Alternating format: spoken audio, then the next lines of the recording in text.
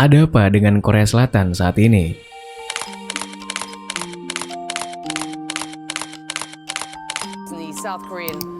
We are following breaking news out of South Korea where there's been a series of chaotic.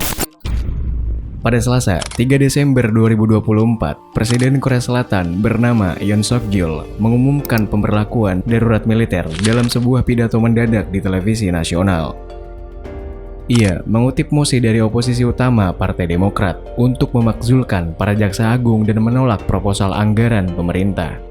Selama beberapa jam diberlakukan darurat militer Korea Selatan, Yoon mengeluarkan dekret yang melarang protes dan aktivitas parlemen dan partai politik, serta menempatkan media di bawah kendali pemerintah. Dalam sebuah pidatonya yang disiarkan di televisi sekitar pukul 11 malam waktu setempat, Yoon menuduh bahwa Partai Demokrat bersimpati pada Korea Utara dan terlibat dalam kegiatan anti negara. Dilansir dari media Reuters, Presiden Korea Selatan Yoon Suk-yeol mengungkapkan alasan menetapkan darurat militer.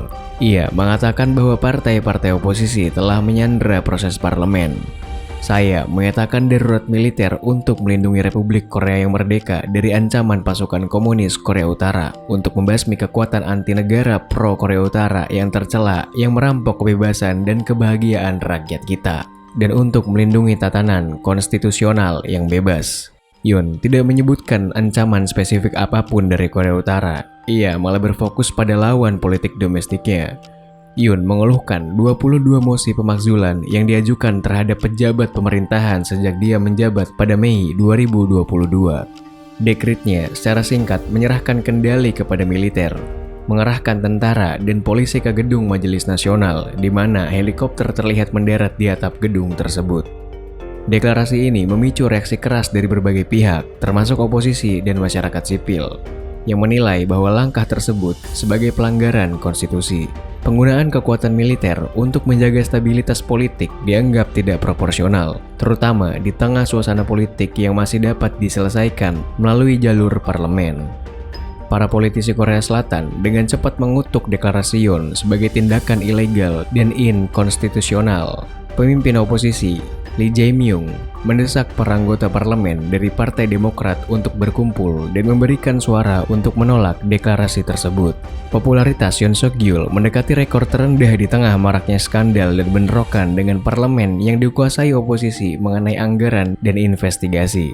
Hal ini terjadi setelah kebuntuan dengan parlemen yang menolak upaya Yoon Suk-yeol untuk melarang aktivitas politik dan mengakomodir media.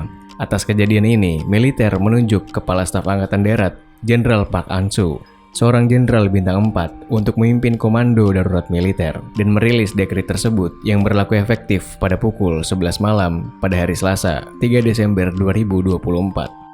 Selain melarang kegiatan politik dan membatasi media, keputusan tersebut juga memerintahkan para dokter yang mogok untuk kembali bekerja. Mereka yang melanggar darurat militer dapat ditangkap tanpa surat perintah. Segera setelah darurat militer berlaku selama beberapa jam, pasukan darurat militer bertopeng yang dilengkapi dengan senapan, pelindung tubuh, dan peralatan penglihatan malam memasuki Majelis Nasional. Militer berhadapan dengan staf yang menentang mereka dengan alat pemadam kebakaran. Ribuan demonstran berkumpul di luar parlemen, di mana terjadi bentrokan kecil dengan polisi dan militer. Para anggota parlemen berhasil melewati barikade dan ketika tiba di ruang sidang, mereka dengan suara bulat memilih untuk memblokir dekret tersebut dalam sesi darurat tengah malam.